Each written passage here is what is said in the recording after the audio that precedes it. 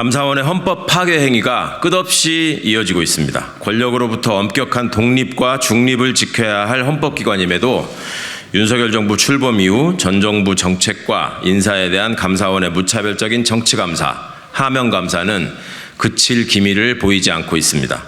윤석열 정부는 출범 한 달여 만에 서해 공무원 비격 사건 결과를 뒤집었고 다음 날 감사원은 기다렸다는 듯이 해경과 국방부에 대한 특별 감사에 착수했었습니다.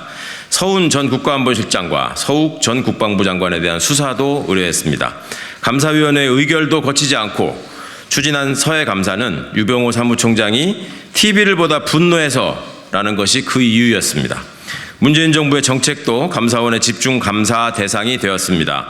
신재생 에너지 사업과 소득주도 성장 정책, 코로나19 대응과 관련한 재정지원 정책도 감사 대상이 되었습니다. 소득주도 성장을 설계한 홍장표 KDI 원장은 감사원의 감사와 윤석열 정부의 사퇴 압박에 결국 물러날 수밖에 없었습니다. 방통위와 박문진, KBS 감사로 언론에 대한 노골적인 압박도 자행하고 있습니다. 이처럼 독립성과 중립성을 상실한 감사원의 행태에 비판이 거센 상황에서도 감사원은 반성과 성찰의 모습을 일체 보이지 않습니다. 국정 운영을 감시해야 할 감사원의 수장인 최재해 감사원장은 감사원은 대통령의 국정 운영을 지원하는 기관이라는 반헌법적인 발언도 서슴지 않았고 유병호 사무총장은 대통령실과 문자를 나누며 연락을 주고받은 것이 드러나 논란이 되었습니다.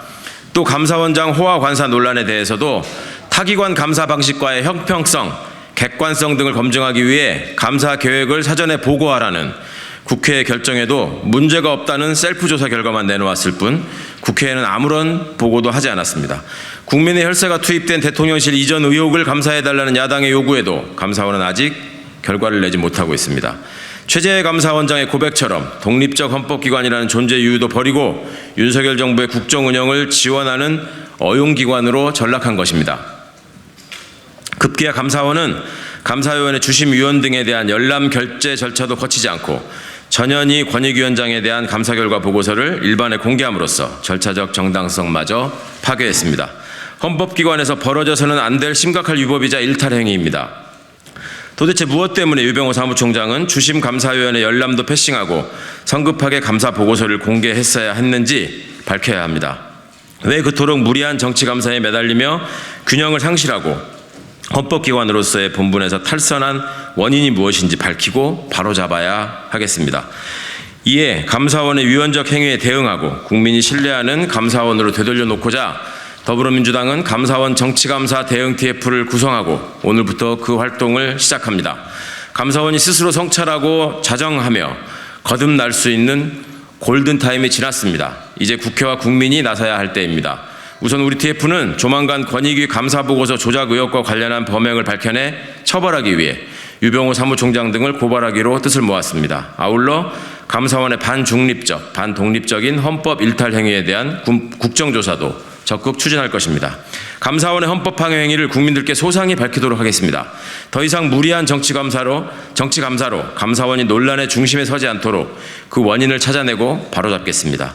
일본 오염수 방류로 국민의 건강이 위협받고 사상 최대인 15개월 연속 무역 적자로 경제 위기가 다가오는 지금 과연 감사원의 존재 이유가 무엇인지 감사원도 스스로 국민 앞에 증명해야 할 것입니다.